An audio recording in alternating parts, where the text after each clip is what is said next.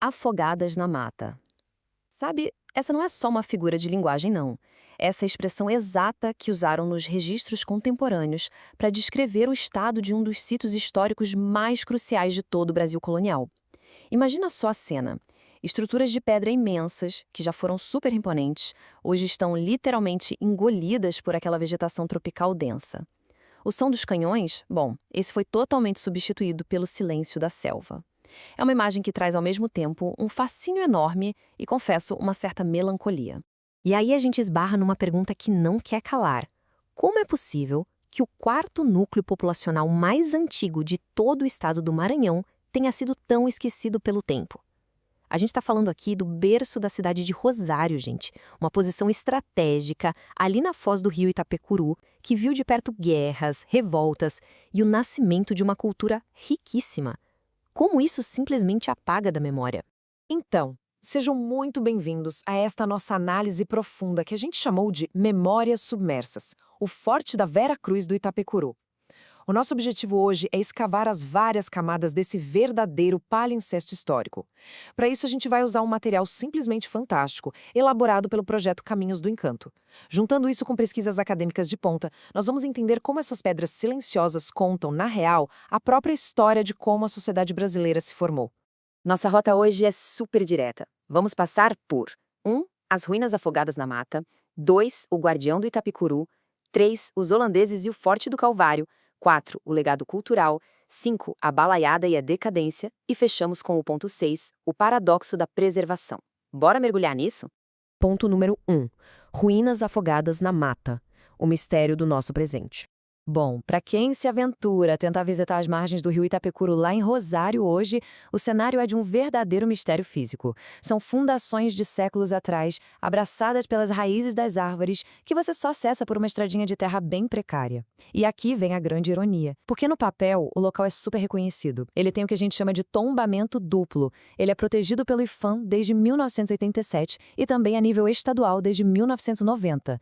Mas, a gente sabe como as coisas às vezes funcionam. Esse status legal maravilhoso simplesmente nunca se traduziu em conservação na prática. Vamos voltar a fita agora para o ponto 2, o guardião do Itapecuru e suas origens militares. Para entender por que diabos construíram um forte ali, a gente precisa voltar para 1620. A bacia do Itapecuru era, sem exagero, a joia da coroa. O Forte da Vera Cruz já nasceu sob esse signo pesado de violência militar e estratégia econômica, e quem fundou oficialmente o espaço foi o Bento Maciel Parente. Acontece que a região não estava vazia, certo? Etnias indígenas fortíssimas, como os Guanaré e os Ubirajá Barbudo, resistiam com unhas e dentes à perda do território deles. Então o forte foi erguido exatamente para esmagar essa resistência e criar um perímetro seguro para o cultivo que realmente dava dinheiro na época, a cana-de-açúcar.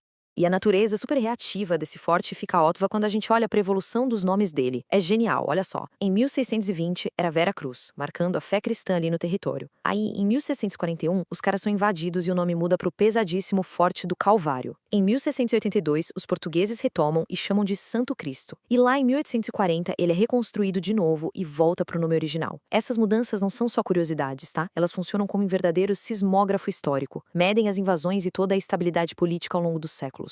O que nos leva direto para o ponto 3. Holandeses e o Calvário. A invasão de 1641. Aqui o negócio fica digno de roteiro de cinema. É o momento em que a história de Rosário bate de frente com a geopolítica global.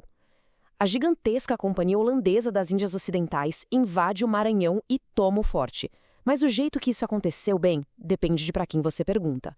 A versão luso-brasileira diz que os holandeses, ironicamente, subornaram os donos locais usando o próprio açúcar para conseguir entrar. Já a versão holandesa? Eles contam uma história bem diferente, sobre uma nobre promessa de fidelidade voluntária dos moradores. Fica aí o mistério. Foi traição motivada por lucro ou aliança para sobreviver? De qualquer forma, prova que quem controlava o forte controlava a riqueza. Passando agora para o ponto 4, o legado cultural profundo.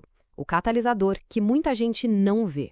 Até aqui, a gente focou na questão militar, né? Tiro, porrada e bomba. Mas esse forte moldou a região de um jeito muito mais profundo e invisível. E a chave para entender isso é uma palavrinha chamada toponímia. Toponímia é basicamente o estudo dos nomes dos lugares. Muito além daquelas placas de trânsito, os nomes das vilas e dos rios são verdadeiros arquivos embutidos na nossa linguagem. Eles guardam a memória sociocultural de um povo. E aqui que a gente precisa dar um destaque gigante para a dissertação do pesquisador Tiago de Oliveira Ferreira. O trabalho dele é fundamental para a gente sacar que o forte foi um verdadeiro catalisador cultural. Ele explica brilhantemente como a base militar ajudou a espalhar o pensamento cristão e fixou os primeiros colonos civis, tipo o Sesmero Antônio Muniz Barreiros. Mas olha o paradoxo incrível. Essas interações intensas ao redor do forte acabaram ajudando a preservar as etnias Tupi-Guarani e seus termos originais. A própria palavra Itapecuru sobreviveu e dá nome ao rio até hoje, graças a essa dinâmica super complexa de contato e resiliência que o Tiago de Oliveira Ferreira detalha tão bem. Chegamos então ao 5, a balaiada e a decadência. As batalhas finais.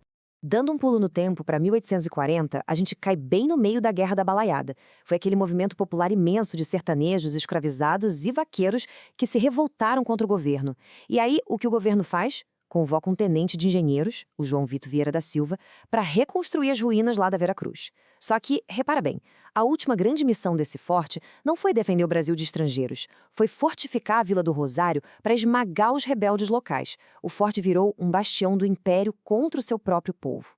Só que, com o fim da balaiada e o exército se modernizando, esses fortes de rio ficaram obsoletos muito rápido. O abandono foi cruel. E o golpe final não veio de um exército inimigo, não. Em 1939, as pessoas da própria região começaram a desmontar a estrutura de pedra maciça para usar como material de construção. O que sobrou daquele gigante de pedra foi, aos poucos, totalmente engolido de volta pela selva. O que nos traz para o nosso último tópico, o ponto 6, o paradoxo da preservação, patrimônio versus realidade. A gente volta para os dias de hoje e esbarra numa contradição bem brasileira. De um lado, você tem a glória burocrática dos tombamentos. Chegaram até fazer projetos no papel para transformar o local num museu municipal. Mas adivinha? Nunca saiu do papel. Do outro lado, na realidade crua de todo dia, o que você tem é zero conservação oficial, é um espaço meio à deriva.